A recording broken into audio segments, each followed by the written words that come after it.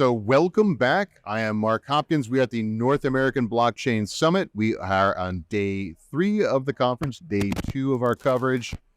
We are rolling into the home stretch, and I am here with Josh. You are a lawyer. I am You're in the blockchain space. Yes. Tell us a little bit about you and your practice, and then we're going to talk about some of the interesting discussions we had last night at the bar. Not all of them. Not all of them. But some of them. So give us a quick introduction to who you are and what you're about. Got it. Well, thank you. I'm Josh Lawler. I'm an attorney in California. I am at the firm Zuber Lawler, which I actively co-founded about 20 years ago. I come out of the securities, finance, M&A world originally, but have been kind of in the distributed ledger technology kind of rabbit hole, possibly even sometimes being the rabbit digging hole. For about 10 years. Right. And in that time have picked up all of the kind of money transmitter, money service business, intellectual property, tax, international trade elements as well. Right. To a point that we're really able to kind of like envision the ecosystem and kind of deliver services on a very holistic basis. Great. What was your like origin story? Like what I always, whenever I meet someone in the legal space, it's not common that they have, not just that it's not common, it's incredibly uncommon to find someone that has a competency with the concepts and the tech. So it's got to be an interesting story how you kind of fell into it and gained the knowledge. Sure. I mean, I've been a futurist forever and I have a hard science background, so that probably helps. Yes. In 2017, when ICO mania hit and being a securities attorney, that really made me actually look at it for the first time instead of just being surrounded by people in it. Right. And I started reading and trading. I got my Ledger Nano S. I got that verified on Kraken. Yeah. And when I really focused on it, I got very lucky, and I can't really explain it. I just kind of have a head for it in kind of a semi-extreme way. And I didn't understand for the first 6 months or so that was the case, and walked around kind of being like, okay, I don't understand why people find this difficult. And then one of my clients, actually a guy named Chris McCoy, really been OG himself. Mm-hmm. He's like, no, you don't get it. It's not that they don't get it. It's that you do. And that was actually the first time that I kind of went, it dawned on me. Right. And at that point, then I'm kind of like really did dig in. And then I started thinking about applications for the technology, not cryptocurrency particularly, not as this is security, as this not, but the concept of a distributed ledger.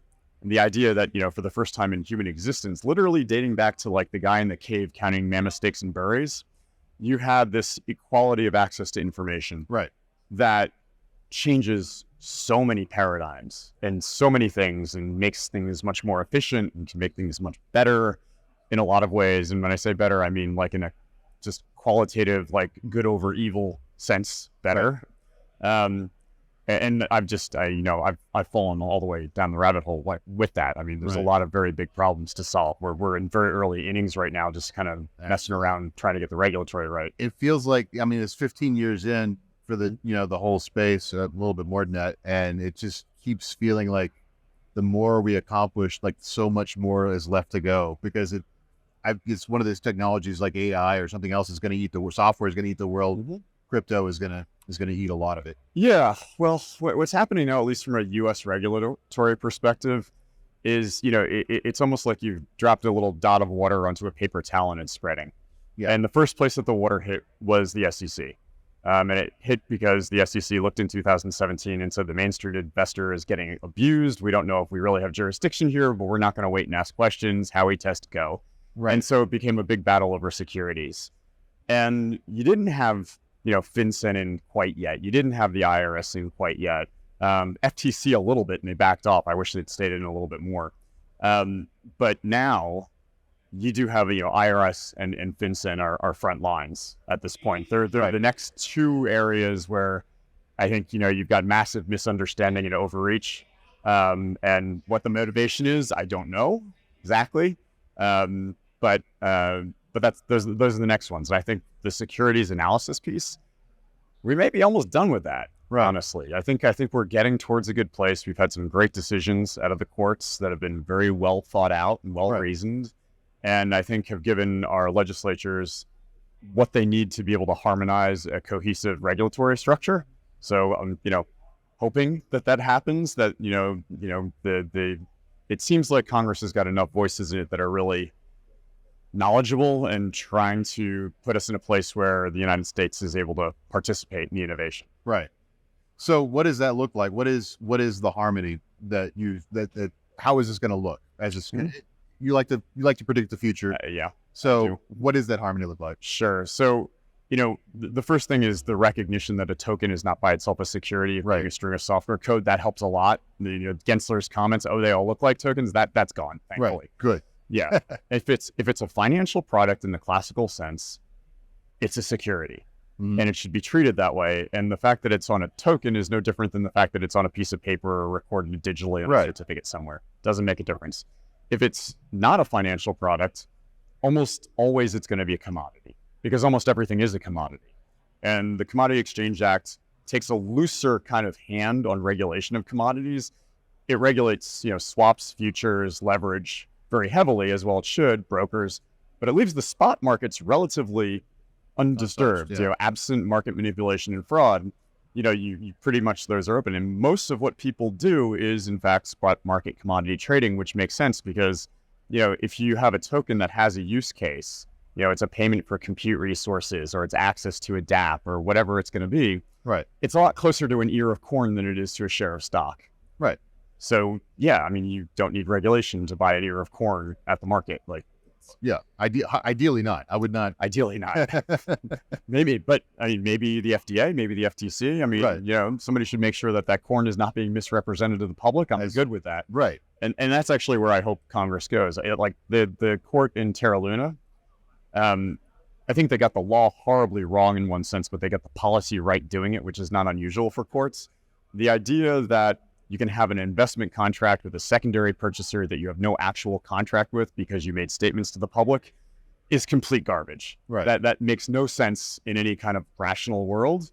But the concept that the issuer should be responsible for the statements they make to the public makes all kinds of sense. And that's really what the judge there was saying, is you put your statements out there, fine, it wasn't in an investment representation because you didn't actually sell to them directly, but you knew what they were going to do. I'm all about that. Right. I would love to see responsible communications laws.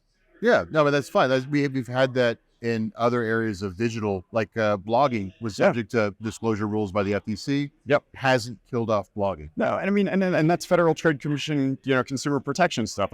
You can't say made in America about a product unless it's made in America. Right. That's fine. Yeah. I'm perfectly comfortable with that type of regulatory approach. Anything that feels like protecting me from fraud, right? Misrepresentation, truth in advertising, it doesn't really, that's civil protections, right? That's not like So most importantly, it doesn't carry the burden of labeling something a security such that a market can't make a market in it unless exchange acts have been filed, right? Where the exchange acts require GAAP audited financials, which are based on profit and losses that have nothing to do with the value of a token that's based on circulating supply and demand. Right.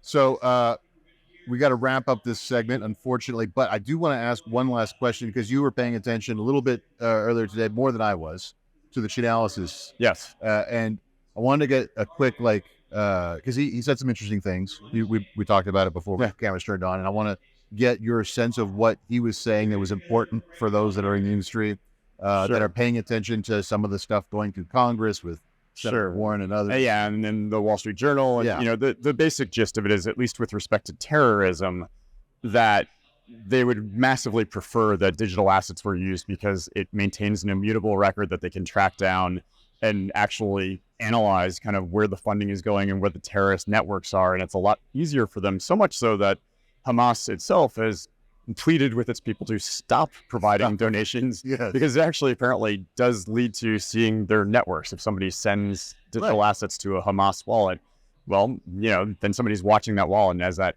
funds other things, those other things get compromised also. Right. So, short version is that, Warren and the Wall Street Journal do not appear to have the right story on the terrorism front. And, that is what it is. But he was mentioning ransomware. Well, yeah. And ransomware is... On the other hand. Yeah, ransomware is more sophisticated. And also, if you think about ransomware, it's not funding a terrorist action. Right. So, somebody ransomware, they get your, $50,000 of BTC or whatever it is, and it sits there forever. It doesn't have to go anywhere. It doesn't compromise anything else. I mean, obviously, it's good to prevent fraud in all of its forms. Yeah, I just don't want to overreach doing it. Yeah, and that's the one of the dangers we're in. I mean, not as much as I really don't want to foster human trafficking or illegal anything. But man, what we are doing now in terms of clamping down on individual freedoms and tracking people and what they do is absolutely atrocious. There was a guy about a year and a half ago named Ron Paul. Not the other Ron Paul. Okay. Not the one that we all know. RONPOL, who brought to my attention that the UN did a in-depth multi-year report on Western KYC BSA practices, and found that they were 98% ineffective in capturing actual crime. Oh yeah, and the idea that we would want to reapply these ineffective tactics onto the blockchain in response to a very small amount of bad actors' misanthropic actions, is really a bad thing for society. It's a bad thing for society to do that, and even worse, it's not just applying it to the blockchain. They're pulling in on fundamental rights. I mean, there's no such thing as a right to anonymity. Right. But I think we all feel like we understand what that is. It's like, if you're kind of minding your own business out in the world, the idea that somebody's going to be keeping, minuscule track of you is kind of, it's repugnant to most people. Right. And, I understand the idea that you've got a person of interest, you've got a reason to go after them, you get, a subpoena from a court or whatever it's going to be. But, we shouldn't be in a world where the government has got pinpoint level data on people. Right. Anyways. Absolutely. You're absolutely right. I went a little further than I intended. But now you know how I really feel. I always say it's not a Barbara Walters interview, but I guess we just opened up the floodgates. Yeah, there it is. Yeah. No, it's been great having you on the show. Next time we're at one of these events, or next time you're in Dallas, you should come by the studio and we should continue this conversation. Absolutely, Mark. See if we can get you to say some other things you don't tend to say. Oh, it's not that hard. Anyway, stay tuned. We're going to have more coverage coming up right after this. Hey, thanks for watching The Merge. We've got a ton more stuff for you to watch on YouTube, on Instagram, on TikTok, everywhere. Check us out.